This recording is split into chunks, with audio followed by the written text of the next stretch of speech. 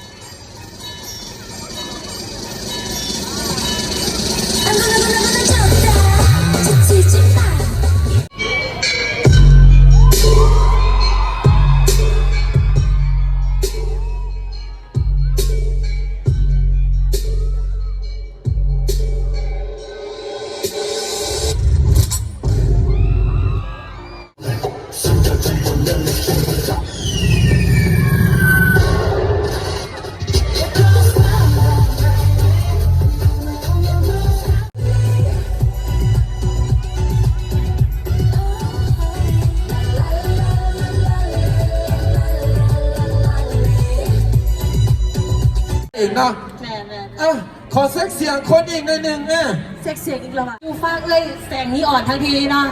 1 2 3โอ้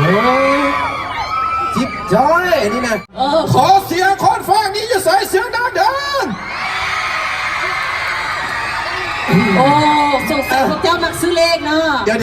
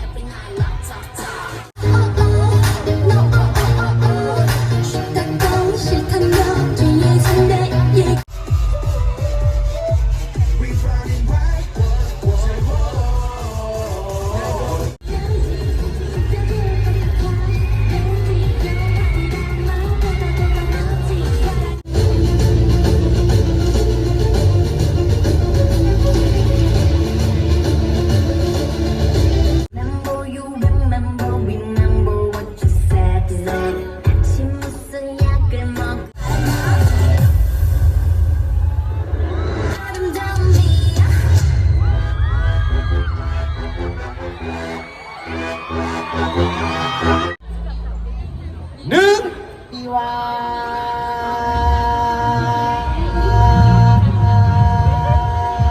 สตีฟเลย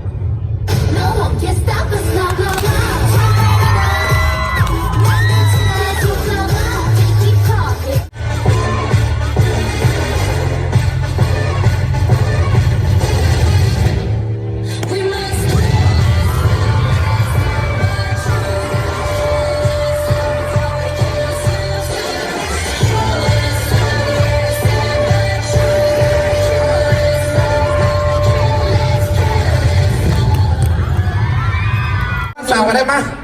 เอาหนึ่งว่าสามเลยเกี่ยวข้าวป้าเนาะหนึ่ โอง เคเบิ่งใส่กันเด้อ สองสามอันนี้มันฟ้าอย่าฟ้าอันนี้มันน้องนับสิน้องนับอย่าฟ้ากินพอน้องนับสิ เออเลย หนึ่งสองสามเต้น ปัวน้องก็สูงเลยบอกน้องเต้นเมื่อกี้ทางนั้น ห้าหกเจ็ดแปด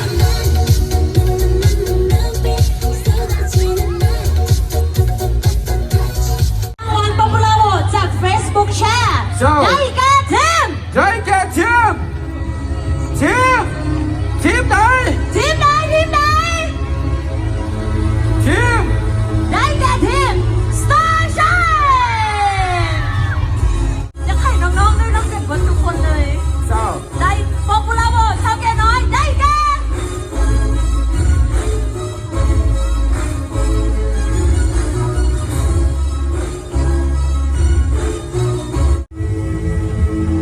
แบ็คลิส แบ็คลีสรางวัลที่ 3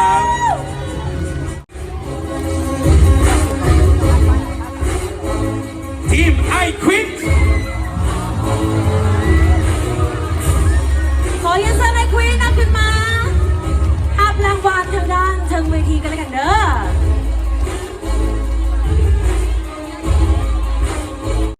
ทั้ง 2 ทีมได้แก่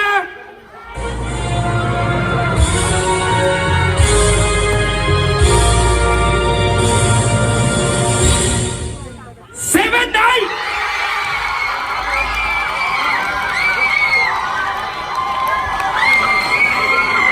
รวมกับเราตามนั้นดีดีเจ